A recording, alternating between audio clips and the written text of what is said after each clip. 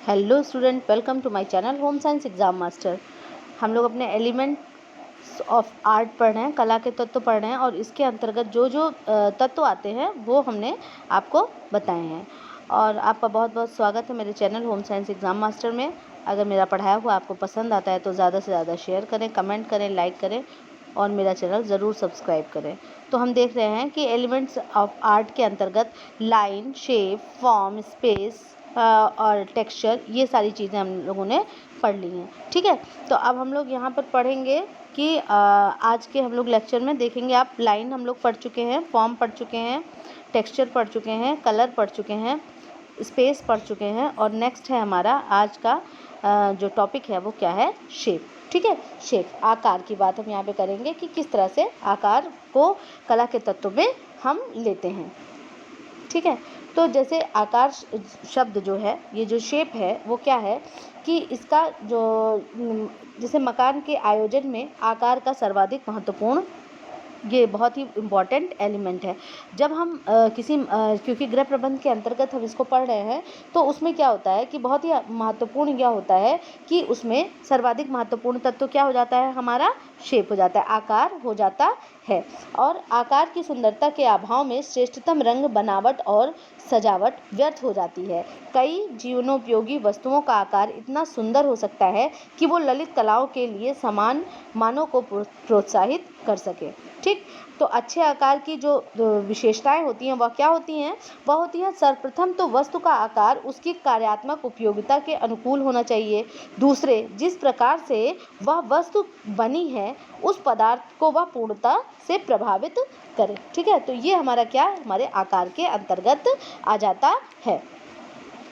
जैसे अगर हम बात करें कि जैसे वो आकार 2 डायमेंशन और या 3 डायमेंशन दोनों प्रकार से हो सकते हैं।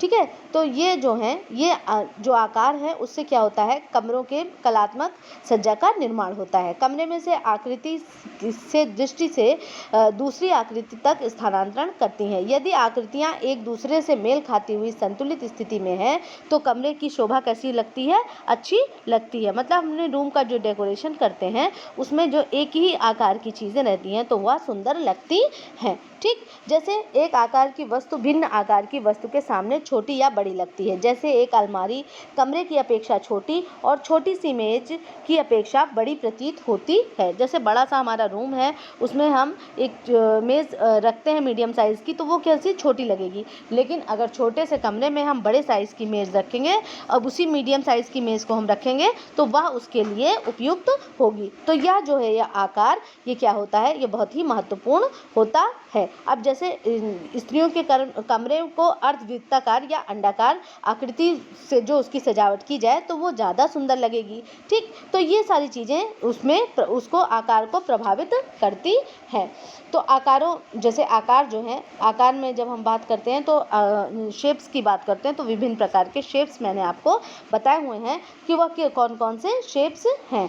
ठीक है, तो ये है हमारा आकार। इसी आकार क्या करता है, यह भी हमारे एक बहुत ही इम्पोर्टेंट कला के तत्व के अंतर्गत आता है, शेप। नेक्स्ट है हमारा डिज़ाइन। अगर हम बात करें कि डिज़ाइन की, तो डिज़ाइन क्या होती है, तो अगर हम बात करते हैं डिज़ाइन की कि कोई भी, जैसे कि कोई भी सुंदर कलात्मक रचना के लिए उसकी प्रारंभिक रूपरेखा तैयार करना सहायक ही नहीं वरन अनिवार्य होता है। ठीक है, तो जैसे हम कोई भी चीज़ बनाने से पहले क्या करते हैं, हम उसकी एक रूपरेखा तैयार कर लेते हैं। चाहे वो चित्रकार हो, मूर्तिकार हो, फैशन डिज़ाइनर हो, वो क्या होता है, एक क्या करता है, एक रॉ स्केच बना करके रखता है कि हमें किस तरह की डिज़ाइन बनानी है। ठीक है, तो जैसे इसमें क्या है कि स्थापत्य हो, तकनीकी और औद्योगिक कलाओं से भी डिज़ाइन का बनाना नितांत आवश्यक है। रेखाओं, आकारों, धरातल प्रकाश तथा रिक्त स्थान एवं रंगों आदि के सभी तत्वों के उचित चयन व प्रयोग से जिस सुंदर विन्यास का जन्म होता है वही कलात्मक डिज़ाइन कहलाता है। इसको आप वर्ड टू वर्ड इसको ध्यान देंगे। ठीक है, अगर हम बात करें कि जैसे अगर हम घर की सज्जा की बात करें तो डिज़ाइन कितने प्रकार की हो सकती है, 2 प्रकार की। कौन कौन सी डिज़ाइन हो सकती सकती है, एक हो सकती है हमारी संरचनात्मक और दूसरी हो सकती है फंक्शनल। ठीक है, एक होती है संरचनात्मक और दूसरी फंक्शनल, मतलब सॉरी, ये फंक्शनल आपकी हो गई, संरचनात्मक हो गई, और दूसरी कौन सी हो गई, डेकोरेटिव, जिसको हम क्या कहते हैं, अलंकारिक डिज़ाइन कहते हैं। ठीक है, तो जो संरचनात्मक डिज़ाइन होती है, संरचनात्मक डिज़ाइन वह डिज़ाइन होती है जिसमें रेखाओं, आकार, टेक्सचर या बनावट और रंग का प्रयोग सौंदर्य उत्पत्ति की अपेक्षा वस्तु की बनावट व उपयोगिता की दृष्टि से हुआ होता है। वास्तव में प्रयोग में आने वाली वस्तु के निर्माण में देखने में निर्माण में उपयोगिता पर अधिक ध्यान देना आवश्यक होता है। ठीक है, तो यह हमारी क्या है, संरचनात्मक डिज़ाइन है। ठीक है, स्ट्रक्चरल, फंक्शनल नहीं, जो मैंने आपसे कहा था फंक्शनल तो कार्यात्मक हो जाएगा, ये संरचनात्मक इसका स्ट्रक्चरल के अंतर्गत आएगा। ठीक है, तो ये आपकी स्ट्रक्चरल, जिस पर कि आप हम क्या करते हैं, उसके ऊपर हम अलंकार करते हैं, मतलब वो सुंदरता को बढ़ाने के लिए होता है। तो स्ट्रक्चरल डिज़ाइन हो गई, जैसे अगर हम ब्लाउज़ बनाते हैं तो ब्लाउज़ के स्ट्रक्चर को जो हम तैयार करते हैं फैब्रिक से, वो क्या है, जो ये इस तरह के, किस तरह हाफ स्लीव है, फुल स्लीव है, ये सब इसके स्ट्रक्चर की हम बात करते हैं, तो ये स्ट्रक्चरल डिज़ाइन हो जाएगी। और बात करते हैं हम अलंकारिक डिज़ाइन की, तो अलंकारिक डिज़ाइन में क्या हो जाता है, इसके ऊपर जो हम एम्ब्रॉयडरी करेंगे वो हमारी अलंकारिक डिज़ाइन के अंतर्गत आती है। तो इसी के साथ हमारा ये ख़त्म होता है, हमारा डिज़ाइन ख़त्म होता है।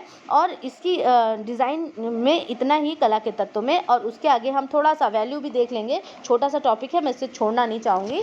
तो अगर हम वैल्यू की बात करें तो वैल्यू क्या है, वैल्यू का अर्थ होता है मूल्य या मान। ठीक है, तो जैसे किसी भी रंग का मूल्य या मान से तात्पर्य है उसके हल्केपन या गहरेपन से है, जैसे हल्का गुलाबी, गहरा गुलाबी। ठीक है, जैसे हल्का गुलाबी और गहरा गुलाबी। जहाँ किसी भी मूल रंग में सफ़ेद रंग या पानी मिलाकर उसे क्या करा दिया जाता है, हल्का बना दिया जाता है, और काला रंग मिलाकर उसमें उसको हम कैसा, गाढ़ा बनाते हैं। ठीक है, तो वो क्या कहलाता है, मतलब हल्कापन और गहरापन उत्पन्न करता है, वैल्यू यही होती है। और हल्के रंग को क्या कहते हैं, किस नाम से हम जानते हैं, बहुत ही इंपॉर्टेंट, परीक्षा में कई बार पूछा गया प्रश्न, टिंट होता है। और जो गहरे रंग को हम क्या कहते हैं, शेड कहते हैं, SHADE, शेड कहते हैं। और किसी भी रंग में जितना अधिक सफ़ेद रंग मिलाया जाएगा उसका मूल्य उतना बढ़ेगा। ठीक है, जितना अधिक सफ़ेद रंग मिलाएंगे उतना मूल्य बढ़ेगा, और जितना अधिक काला रंग मिलाएंगे उतना उस मिश्रण का क्या होता है, मूल्य घटता है। तो काला रंग बहुत ज़्यादा मिलाने से क्या हो जाता है, मिश्रण का मूल्य